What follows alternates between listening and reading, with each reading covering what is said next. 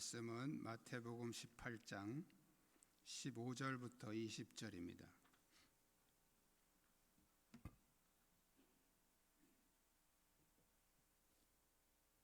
마태복음 18장 15절부터 20절 한 절씩 교독하시겠습니다.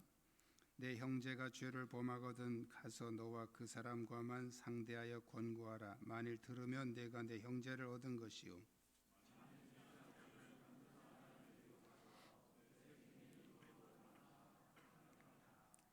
만일 그들의 말도 듣지 않거든 교회의 말하고 교회의 말도 듣지 않거든 이방인과 세리와 같이 여기라.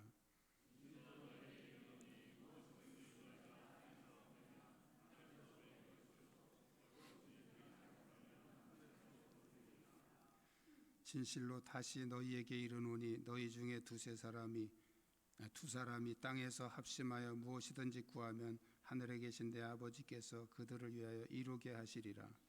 두세 사람이 내 이름으로 모인 곳에는 나도 그들 중에 있느니라.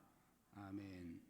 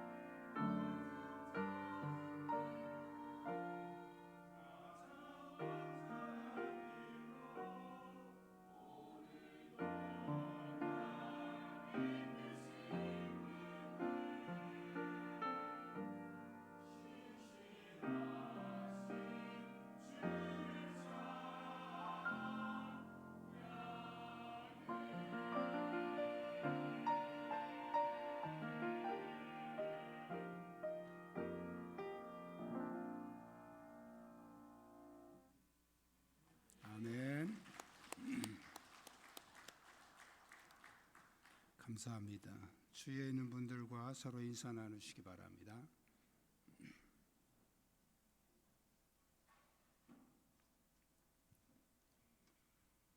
오늘 본문은 지난주 본문하고 같이 이해를 하셔야 됩니다.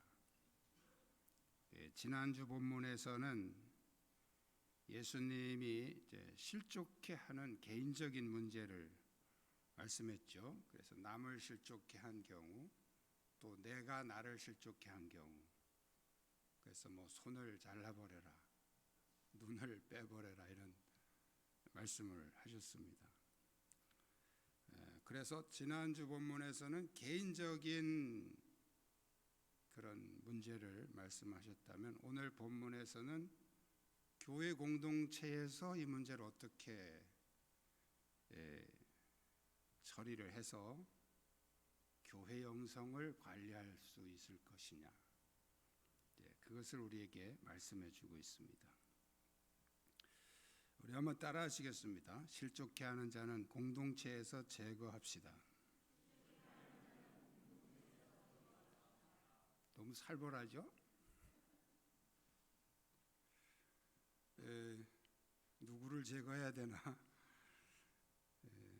앞부분에서 주님은 다른 사람을 실족해 한 자, 그리고 자기를 실족해 한 그 어떤 지체, 손이나 발이나 뭐 눈이나, 그것에 대해서 우리가 어떻게 해야 될 것인가를 이렇게 말씀을 하셨습니다. 오늘 본문은 교회 안에서 실족해 하는 사람들을 우리가 어떻게 대처할 것이냐, 그걸 말씀하고 있습니다. 대부분의 이런 어떤 공동체에서 일어난 문제들은 전염성을 가지고 있습니다. 이렇게 거기서 멈추지 않고 자꾸 다른 사람에게 이렇게 영향을 준다는 거죠. 특히 좋은 일보다도 안 좋은 일이 더 파급 효과가 강합니다. 좋은 것이 그렇게 영향을 주면 얼마나 좋겠어요. 근데 좋은 거는 잘 안 따라해요. 안 좋은 거는 잘 따라. 안 좋은 거는 더 이 전파 효과가 크다는 거예요.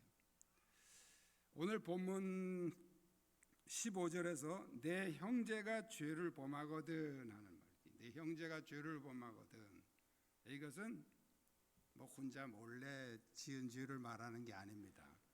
이 말을 바꾸면 내 형제가 실족해 하거든, 그 말이에요. 다른 사람들을 실족하게 했을 경우에, 공동체 내에서 그런 경우에 그 실족해 한 사람, 그 사람을 어떻게 할 거냐 하는 것을 말씀을 하고 있습니다. 오늘 예수님은 아주 구체적인 방법을 가르쳐 주고 있어요. 먼저 혼자 조용히 찾아가서 권면해라. 그 다음에 말을 안 듣는다. 그때는 두세 사람 데리고 가서 또 해라.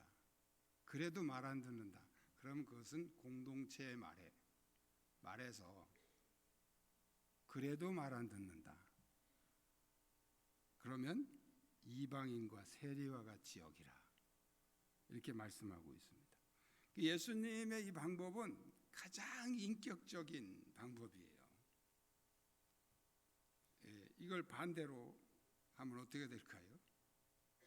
우선 공동체에다가 광고하고 막 이렇게 하면 문제가 더 심각해지죠. 그래서 예수님은 최대한 인격적으로,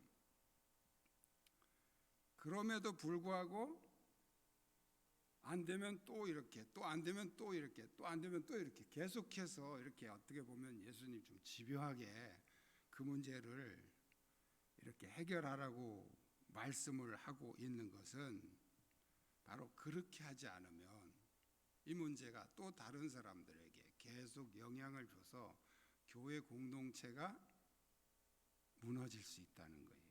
무너지지 않더라도 큰 영향을 받게 된다는 것이죠.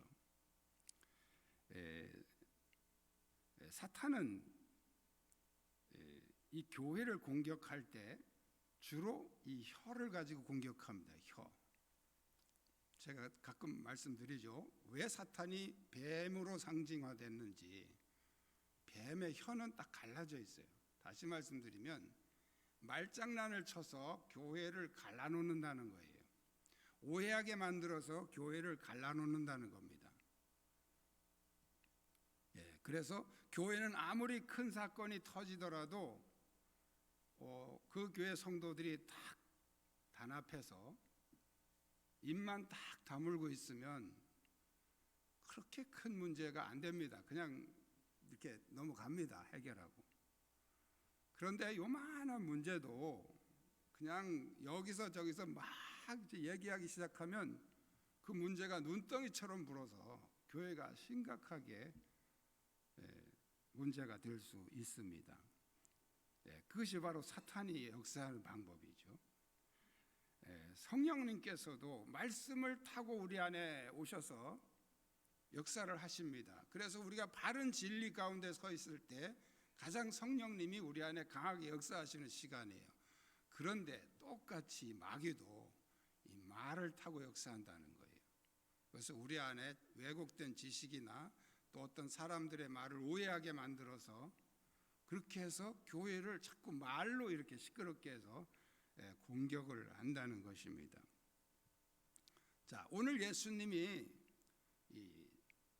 이 실족해 한 사람에 대해서 왜 이렇게 집요하게 해결하라고 말씀하고 있느냐 하면, 그렇지 않으면 이 공동체가 큰 문제에 휘말릴 수 있기 때문입니다. 그래서 예수님은 마지막에 안 되면 이방인과 세리같이 하라. 이게 무슨 말씀입니까? 관계를 끊으라는 거예요. 그 사람하고 관계를 끊으라는 거예요. 뭐 내쫓을 수는 없죠.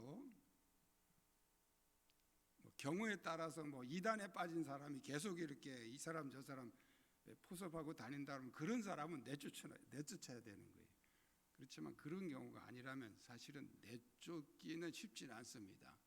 그러나 성도들이 다 관계를 끊어버리면 그 다음에 어떻게 되겠습니까? 아, 내가 이렇게 하면 안 되겠구나 하고 돌아올 수도 있겠죠. 어쨌든 하나님께서는 이 공동체를 굉장히 소중하게 여기시기 때문에 공동체를 해치는 어떤 세력에 대해서는 아주 단호하게 처리를 하십니다. 우리 대표적인 예로 구약 성경에 나오는 그 여호수아에서 나오는 그 아간이라는 사람 기억하시죠?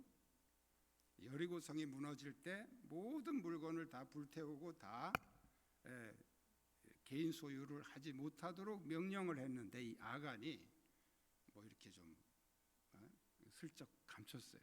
외투하고 뭐 은하고 이렇게 감췄어요. 그 문제 때문에 이제 이스라엘 공동체에 심각한 문제가 생깁니다.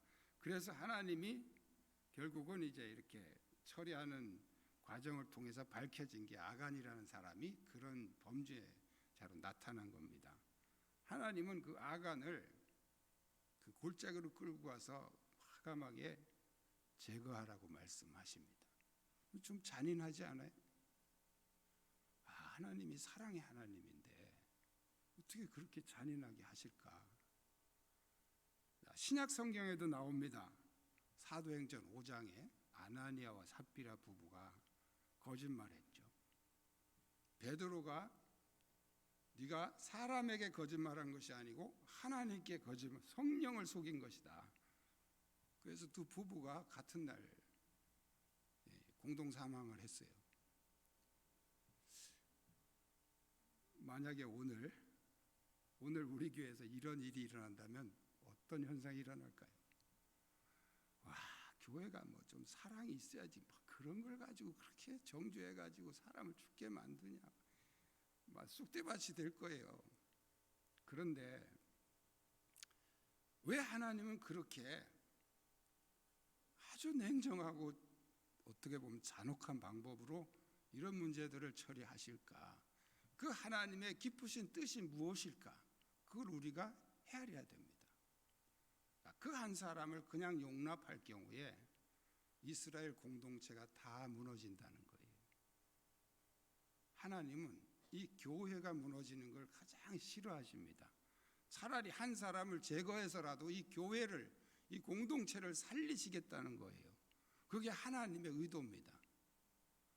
그래서 좀 어떻게 보면 너무 냉정하고 잔혹한 방법이지만 그렇게 안 하면 나중에는 전체를 다 잃어버릴 수 있기 때문이죠. 오늘날 현실적으로 한국교회가 그렇게 하긴 어렵습니다. 그러나 적어도 우리는 그런 경각심을 가져야 되고, 또 누구를 제거해야 되나 이렇게 생각하지 마시고 내가 제거 대상이 아닌가, 그걸 살피시라는 거예요. 그래서 나 자신부터 내 안에 그런 세력을 제거하는 그런 운동이 일어날 수 있기를 축복합니다. 두 번째는 따라하시겠습니다. 하나님과의 관계는 인간관계부터 해결합시다.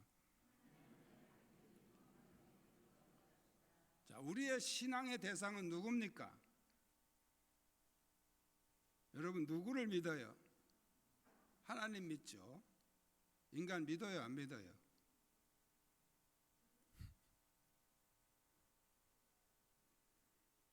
자, 우리 신앙의 대상은 하나님이에요. 하나님. 일반적으로 이방 종교에서는 신이 신앙의 대상이기 때문에 인간관계를 그렇게 중요하게 여기진 않습니다. 물론 이런저런 가르침이 있지만, 그러나 신전에 와서는 거의 다 단독으로 나가죠. 혼자 신에게 막 빌고 손에서 닭똥 냄새가 나도록 비비고 또 허리 운동도 하고 그러면서 이렇게 이제 혼자 각 개인이 나가는 거예요. 일반 종교는 그래요. 우상 종교나 미신 종교 보세요. 단체로 뭐 하는 게 거의 없잖아요. 그런데 우리가 믿는 하나님은 하나님과 관계보다 인간관계를 더 우선하고 있다는 거예요. 마태복음 6장 14절이야. 제가 읽어드릴게요. 너희가 사람의 잘못을 용서하면 너희 하늘 아버지께서도 너희 잘못을 용서하시려니와 너희가 사람의 잘못을 용서하지 아니하면 너희 아버지께서도 너희 잘못을 용서하지 아니하시리라. 인간관계가 더 중요합니까? 하나님 관계가 더 중요합니까? 뭘 고민해? 똑같아요. 제 질문은 거의 똑같아. 단지 순서가 어느 게 앞뒤냐 문제죠. 뭐가 앞이에요? 인간관계가 앞이라는 거예요. 우리 이렇게 생각할 수 있어요. 뭔 소리야? 하나님이 우선이지. 먼저 하나님 앞에 예배를 드리고 그 다음에 가서 인간관계를 풀어야지. 이렇게 생각하는 사람을 위해서 마태복음 5장 23절에 예수님이 이렇게 말씀하고 있습니다. 그러므로 예물을 제단에 드리다가 가서 내 형제에게 원망 들을 만한 일이 생각나거든 예물을 제단 앞에 두고 먼저 가서 형제와 화목하고 그 후에 와서 예물을 드려라. 누가 먼저입니까? 인간관계가 먼저라는 거예요. 여기서 안 풀면 하늘에서 안 풀린다는 거예요. 예배가 중요합니까? 화해가 중요합니까? 이렇게 질문하면 안 되는 거예요. 예배가 중요해. 그 예배가 중요하기 때문에 화해를 해야 되는 거예요. 아멘.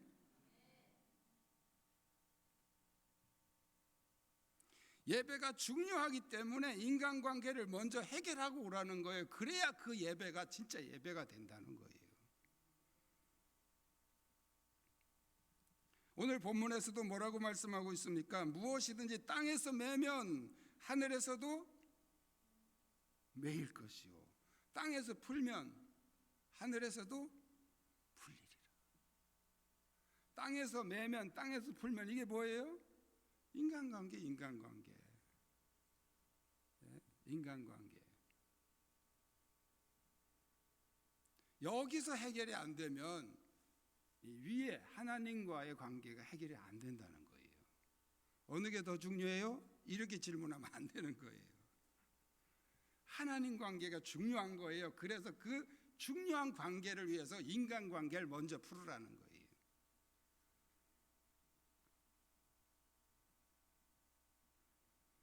여기서 맨다, 푼다, 이게 뭘 말하는 거예요?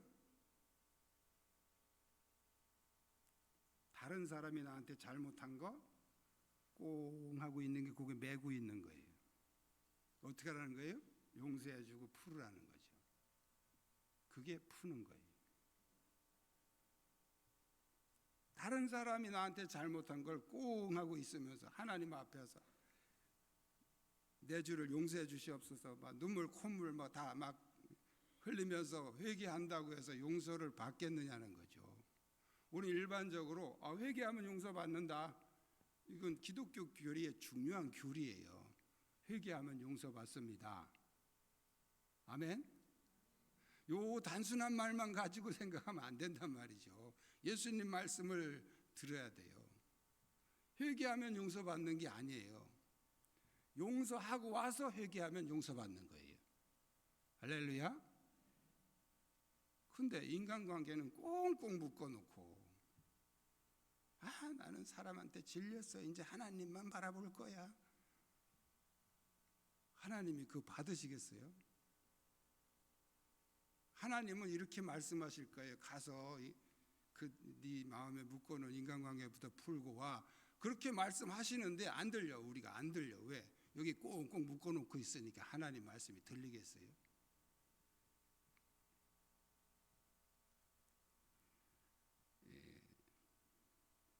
인간관계는 하나님과 관계를 해결하는데 첫 번째 단추, 첫 단추예요. 이걸 풀고 그 다음에 하나님 관계를 해결하셔야 됩니다. 옆 사람에게 이렇게 인사합시다. 땅에서 풀지 않으면 하늘에서도 안 풀립니다.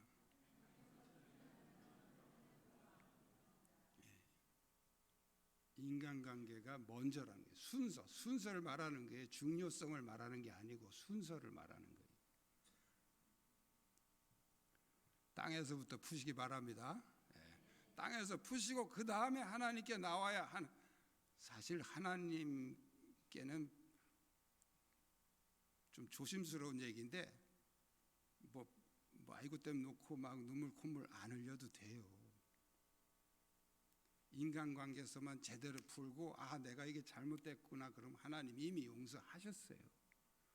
예수님이 십자가에서 왜 죽으셨습니까? 우리를 용서하려고 작정하고 죽으신 거예요.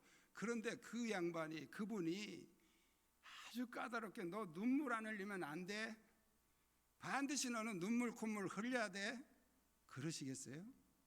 우리 마음만 돌아서도 이미 주님은 다 용서하십니다. 근데 문제는 뭐냐면 인간관계를 안 푼단 말이죠. 이게 문제란 말이죠. 그러니까 예수님이 이걸 먼저 해결하고 오라는 거예요. 깨달으시길 축원합니다. 세 번째는 따라하시겠습니다. 주님의 임재와 응답은 공동체 연합에 힘씁시다. 말이 좀 이상하죠? 너무 길어서 제가 줄이다 보니까 좀 이렇게 이상하게 됐어요. 원래는 이거예요. 주님의 임재와 응답을 원한다면 공동체 연합에 힘쓰라, 그런 뜻이에요. 교회가 무슨 뜻이에요? 교회. 사전을 찾아보세요. 교회. 이렇게 나와 있어요. 예수 그리스도를 주님으로 고백하고 따르는 신자들의 공동체, 이렇게 나와 있어요. 교회. 이 건물은 뭐예요? 교회당이에요. 교회당 또는 예배당. 교회는 이 예배당 안에, 이 교회당 안에 모임을 갖는 이 모임, 이 공동체, 이게 교회예요.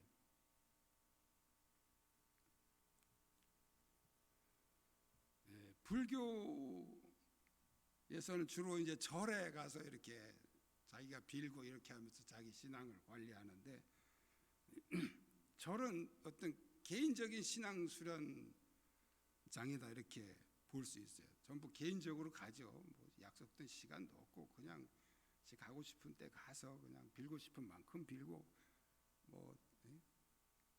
드리고 싶은 만큼 드리고 그러고 오는 거예요.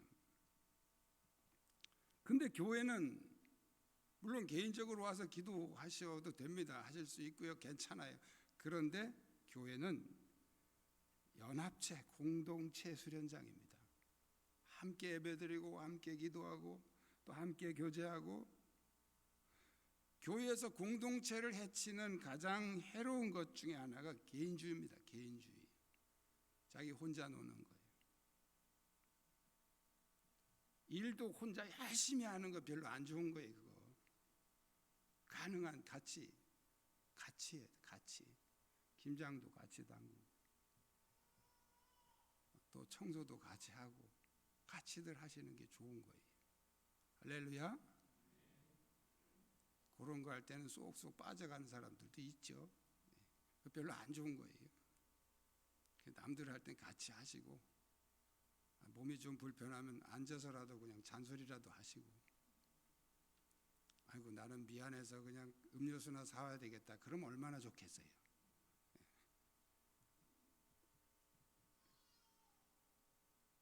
교회는 공동체.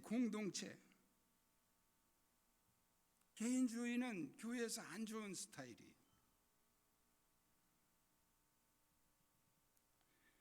그래서 이 공동체의 가장 중요한 것은 연합입니다. 연합. 아무리 사람이 많이 모여도 거기 분열이 있다면 그것은 사탄이 역사하는 곳입니다. 그런데 오늘 성경에 말씀한 것처럼 두세 사람이 있어도 거기 온전히 연합된 곳이면 주님이 임재하시는 곳입니다.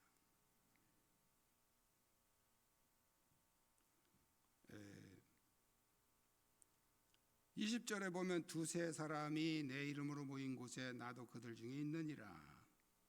이 말씀이 그냥 두세 명이라도 그냥 예수 이름으로 모이면 다 주님이 함께 하신다 그런 뜻도 되지만, 더 정확하게 말하면 두세 사람이 연합된 곳에 주님이 임재하시겠다는 거예요. 사탄은 분열의 영입니다. 그런데 성령님은 연합의 영, 화해의 영. 그래서 성령이 임하시는 곳에는 화해와 연합의 역사가 일어나고요. 반대로 화해와 연합이 있는 곳에 성령이 임재하십니다. 분열하는 곳에는 항상 사탄이 역사를 합니다. 가끔씩 보면 이렇게 소식을 들어보면 어떤 교회들이 서로 막 싸우고서 1층에서 누구파, 2층에서 누구파 해가지고 막 거기서 막 열심히 예배하는 그런 교회들도 있어요. 참 한심한 거예요. 하나님이 누구 기도를 들으실까요? 하나님은 아무 기도도 안 들으십니다. 그렇게 싸우고 갈라져가지고 그런데 또 더 열심히 하잖아요. 이기려고. 우리가 더 세게 기도해가지고 이기려고 더 열심히 기도하고 막 뜨겁게 찬송하고 한다고요. 한마디로 웃기는 거예요. 웃기는 거. 그렇게 사탄이 그냥 마음대로 활동하도록 행동해 놓고서 무슨 성령이 거기 임하시기를 기도하냐고요.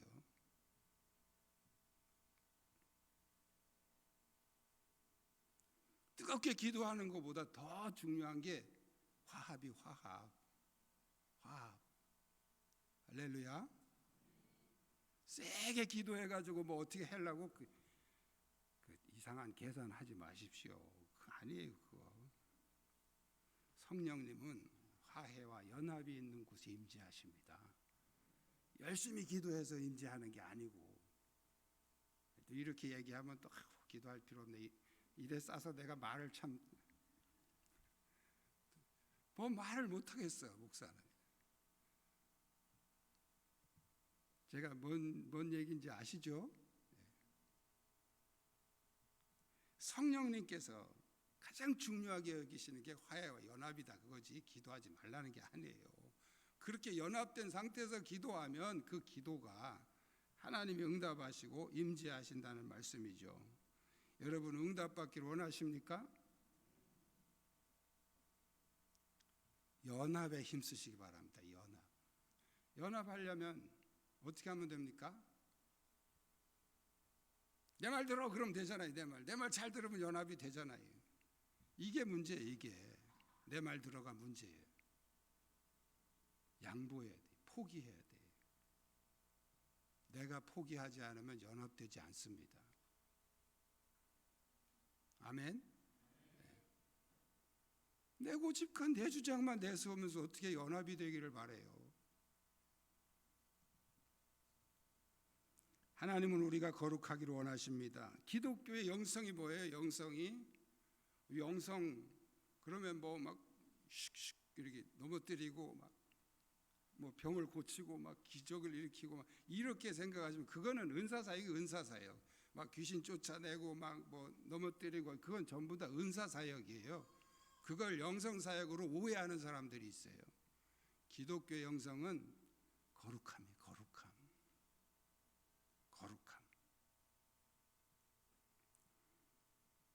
공동체의 영성, 우리 교회의 영성이 뭐예요? 거룩함, 성결함이에요. 성결함. 그 성결함을 위해서 지금 뭐 하라는 거예요? 실족해 하는 사람은 관계를 끊고, 그리고 인간관계부터 해결하고, 그리고 공동체 연합에 힘써라. 그게 교회의 영성입니다. 청광교회의 영성이 회복되기를 축복합니다. 기도하시겠습니다. 주님은 우리가 진정한 영성을 회복하기를 원하십니다. 인간관계부터 해결하고 공동체 연합을 힘써서 우리 청광교회와 또 우리 교회에 속한 모든 가정들이 영성을 회복하게 하여 주옵소서. 우리 시간 함께 말씀 붙잡고 통성으로 기도하시겠습니다. 살아계신